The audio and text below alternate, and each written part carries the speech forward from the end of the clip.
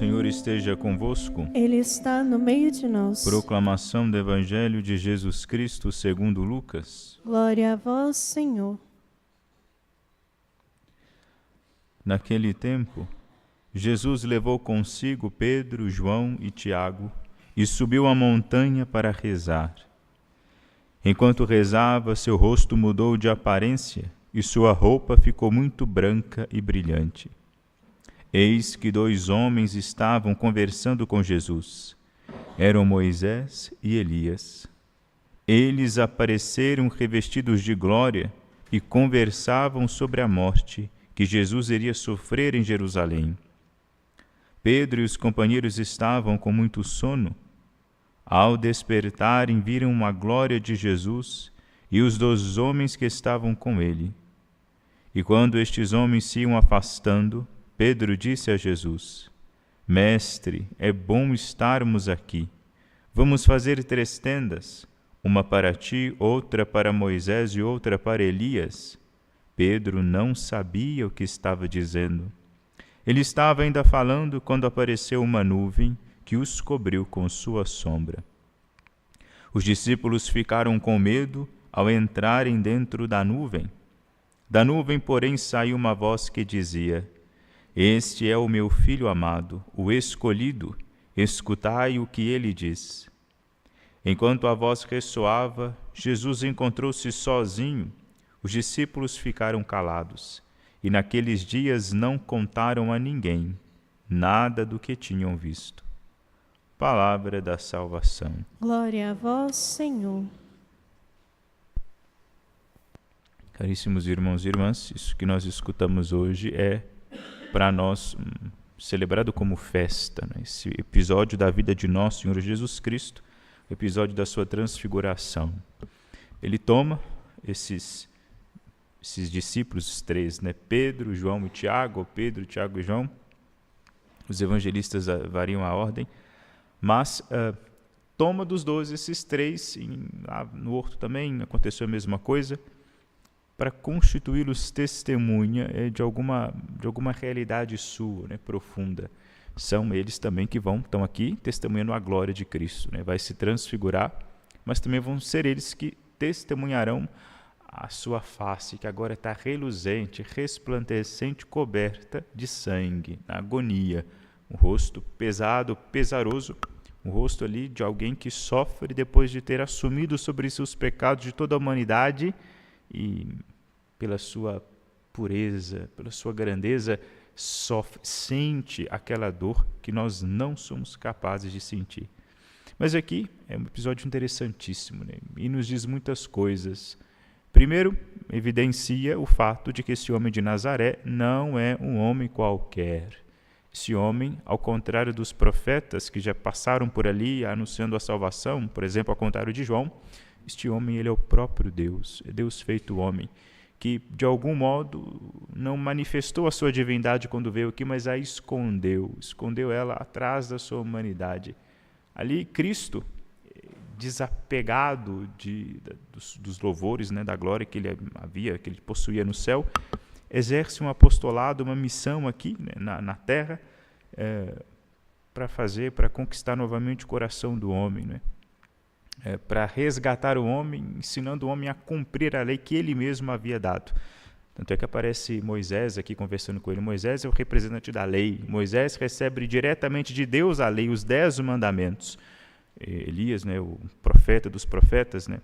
E, enfim, Jesus, na sua pedagogia, Deus feito homem na sua pedagogia, de modo muito simples, nada violento, vem nos tomar pela mão e nos conduzir para o caminho da nossa própria salvação. É interessante nós notarmos esse evento, né, como um grande milagre, mas não como um grande milagre, como a extraordinariedade do evento ser o grande milagre, mas o fato de Cristo ter ficado escondido durante todo esse tempo. Por que ele não se havia manifestado antes, né? Aí a gente pensa, tanta coisa ele podia ter evitado, né? Aqui o rosto está resplandecente, ele está glorioso. Daqui a pouco esse mesmo homem glorioso vai se tornar um homem transfigurado. E aí não é possível que nós olhemos para o Cristo crucificado, o Cristo flagelado, o Cristo coroado de espinhos como um homem fracassado. Não, um homem que assumiu aquelas dores, um homem que está no controle, um homem que desde quando nasceu até o momento de sua crucifixão desejou e abraçou essa missão. Tem gente que olha para Cristo como se fosse um fracassado. Não, Jesus ele queria isso, deu errado, morreu e ele conseguiu, a igreja conseguiu não sei o quê, etc. Não, Cristo não fracassou, muito pelo contrário, Cristo obteve êxito na sua missão. Isso aqui já estava desejado no coração dele. Quando ele vai começar a sua missão, qual é a primeira coisa que ele faz? Né? A gente sabe que a missão de Cristo ela é, de algum modo, inaugurada no batismo no Jordão. Ali, de algum modo, a sua vida pública começa. Mas ele não sai dali e vai pregar o evangelho, vai fazer os seus milagres, vai anunciar isso e aquilo. Não, ele vai para o deserto e fica ali 40 dias. O que ele está fazendo no deserto? Ele está rezando e fazendo jejum. Ele está esvaziando-se de si, né?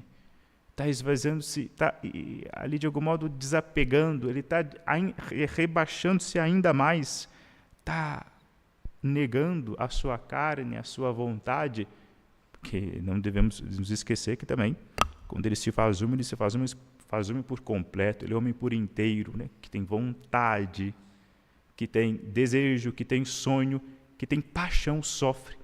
Tudo ordenado, evidentemente, mas ele possui isso, não feio, não desordenado, pervertido como nós, como é o nosso caso, mas em Cristo havia todas essas coisas ali, todas essas potencialidades. E ele vai e nega. Estava com fome, tinha fome, verdadeiramente fome, negou para si comida. O Satanás aparece para ele e começa a tentá-lo, né? O homem, a humanidade, ela tem desejos aos quais a Cristo era lícito ter abraçado. Transforma esses pães em pedra. Cristo podia ter feito isso, sem ter ocorrido em pecado, porque nosso Senhor é impecável, né? Não peca, não é possível a Ele o pecado. Ele podia ter transformado aqueles pães em pedra. Qual era o pecado, qual era o erro disso? Nenhum. Ele poderia ter se atirado do penhasco lá para baixo, né? Podia ter feito isso. De fato, né? Se ele não quisesse, não lhe aconteceria mal algum. Mas ele negou tudo isso, né? Ele negou, não quis, não deu ouvidos para Satanás, negou a glória, assumiu realmente a condição de um escravo. Ele se fez hóstia, né? Se fez servo do homem para morrer no lugar do homem, né? Servindo ao homem e oferecendo para o homem a sua salvação, a sua libertação. Isso aqui, gente, a festa de hoje é para não nos restar dúvidas de quem é que padeceu todos aqueles suplícios, de quem é que se sacrificou por nós. O próprio Deus, Todo-Poderoso, foi Ele quem se sacrificou por nós. Tudo aquilo pelo qual Ele padeceu foi de livre e espontânea vontade. Não foi fracasso, não foi um erro de cálculo, foi porque Ele quis. Esse testemunho aqui da transfiguração é para alimentar e fortalecer a nossa esperança, a nossa confiança. Nós somos alvos do imenso, do infinito amor de Deus. Tanto é que aqui Pedro vai dizer, Senhor, é bom estarmos aqui. Ficou admirado com aquele homem que ele viu, mas o evangelista São Lucas vai dizer, ele não sabe o que estava dizendo, né? Porque vai acontecer mais coisas. Isso aqui é para dar coragem, para nos dar fôlego, para continuar a caminhada, depois desse momento que vai passar. A nuvem vai acabar, eles vão ter que descer de novo o monte, Jesus vai morrer, vai ser crucificado. Só que agora tem um diferencial. Quando aquele homem for elevado na cruz, por mais que a nossa natureza humana falhe, porque a natureza humana de Pedro falhou, Pedro negou Nosso Senhor, de João falhou. João também, naquela hora que Cristo foi preso, João também fugiu. Estava lá na cruz, mas quando os soldados romanos do templo chegam, ele fugiu também. Mesmo que a nossa natureza falhe, porque nós somos fracos, nós temos essa oportunidade de olhar para aquele homem e lembrar, não é o homem que se transfigurou no Tabor, é o homem que conversou com Moisés e Elias, é o homem que resume em si toda a antiga lei, é o Messias, é o filho do homem do qual falou Daniel. Ele não é esse fracassado, porque eu mesmo o vi resplandecente. Pedro pôde pensar assim, João pôde pensar assim, eu vi resplandecente, eu sei em quem eu deposito a minha confiança, eu depositei a minha confiança em Deus. Eu sei o privilégio que eu tenho de ter sido chamado à amizade com este homem que é Deus. Portanto, eu não preciso ter medo de intempérie, não preciso ter medo de desafio, não preciso ter medo de dificuldade alguma, porque o meu Deus, que se fez homem, ele se fez homem, morreu por mim na cruz para me resgatar, me abrir para mim as portas do céu. Que o texto do Evangelho nos narra, que a festa que hoje nós celebramos possa fazer com que cresça no nosso coração a gratidão para com Deus nosso Senhor por tudo aquilo que Ele fez e tem feito para nos conquistar.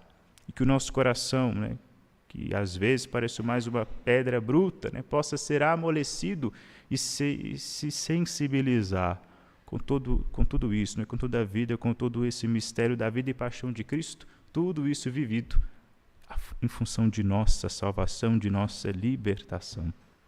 Glória ao Pai, ao Filho e ao Espírito Santo. Como era no princípio, agora e sempre. Amém.